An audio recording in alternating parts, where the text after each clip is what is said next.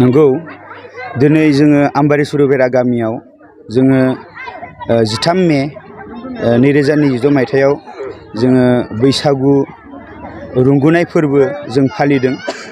जों बयबो मिथिगौ बैसागु फोरबोआ जाहैबाय बर'नि मोनसे जोबोर गेदेर फोरबो, आंगोनिबो आंगो मोनसे बियो फोरबो आरो बे फोरबोनि गेजेरजोंनो बेवहाय जोंनि बर'नि राव हारिमु थुनलाइ गासिबो बेवहाय जों बेरखांनायखौ जों नुनो मोनो।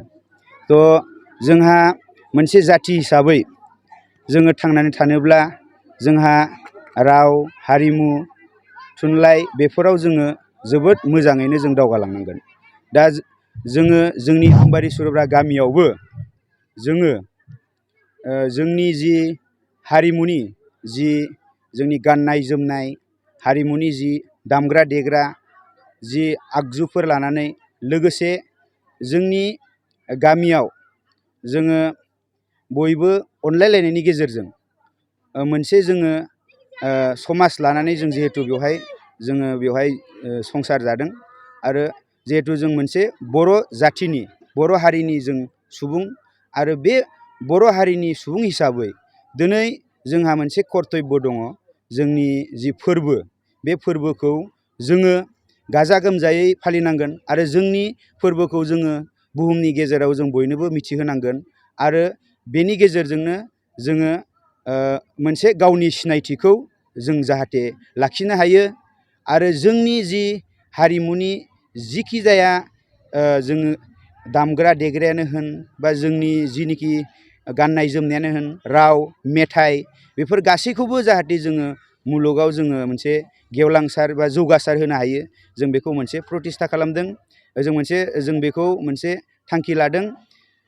जों बयबो मिथिखागौ जिहेथु जोङो बुहुमाव जोनोम जानानै जोङो समाज हिसाबै जों मोनसे थांनानै थानानै माइफोर हाबाफारि लाफानाय जादों। थ' दिनै जोङो सानसेनि हाबाफारिजों जोङो फुंनिफ्रायनो जोङो फिरफिला बिरहोनाय लोगोसे जोङो जोंनि गामिखौ जायफोर गेदेमा सुबुंफ्रा दैदेनलांबाय बिथांमोना जायफोरनिखि रुंसारि जालांबाय बिथांमोनखौ जोङो गोसोखांनानै दिनै जों मान बावदों, बिथांमोनखौ जों दिनै सिबिदों। लोगोसेनो बड'लेण्ड जि आन्दलनाव जोंनि गामिनिफ्रायबो माखासे दावहारु माखासे जोहोलाव बिथांमोना बाहागो लानानै गावनि बेसेन गोसा जिउखौ बिथांमोना दान होदोंमोन।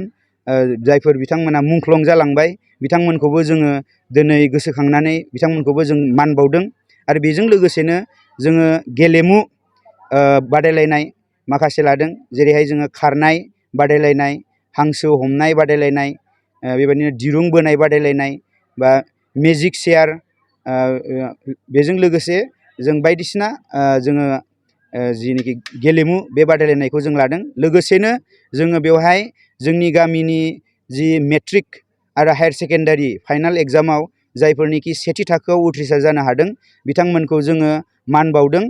जाहाथे जोंनि फरायसाफ्रा इयुनाव सोलोंथायाव गोसो होयो, सोलोंथाइनि फारसे बिथांमोना मोनसे जावरिखांनाय बिथांमोना लाबोनो हायो आरो बेजों लोगोसेनो जोङो जोंनि गामिनि जि जाय गोदानै जि गभर्नमेन्ट जब मोननाय बिनायसाफोरखौ एबा सुबुंफोरखौ जों दिनै बरायदों आरो बेजों लोगोसेनो जोङो जोंनि गेजेराव मोनसे उन्दै गेदेरनि गेजेराव मानिलायनाय बा गेदेरा उन्दैखौ जि बोर सारस्रिनाय, उन्दैया गिदिरखौ जि मान होनाय बे जाहाथे मोजाङैनो थालांबाय थाथों बेखौ लक्ष्य लाखिनानै जोङो दिनै बैसोगोरा सुबुंफोरखौ मान बावनाय आरो उन्दैफोरनो बोर सारस्रिनाय बे हाबाफारिखौ जों लादों।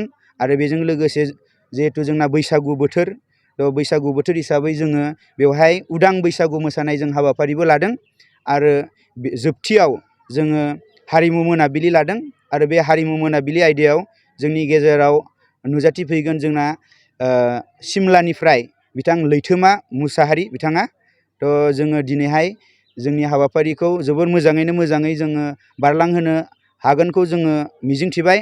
आरो नाथाय जोङो फुंनि समाव बोथोरा गाज्रि जानायखाय अखा गोबां जुब जुब हानायखाय जोङो एसे उसुबिदा जादोंमोन जोंनि प्रग्रामखौ टाइम टु टाइम जों सालायना लांनायाव। नाथाय दा बोथोरा एसे जोंनि थाखाय साबजाथाव जानाय जोंखौ फेभार खालामनायखाय जोङो दा हाबाफारिखौ मोजाङैनो मोजां लांनो हाबाय आरो जों सानो मोजाङैनो जों मोजां जोंनि जि हाबाफारिखौ जों खुंफुंनो हागोन।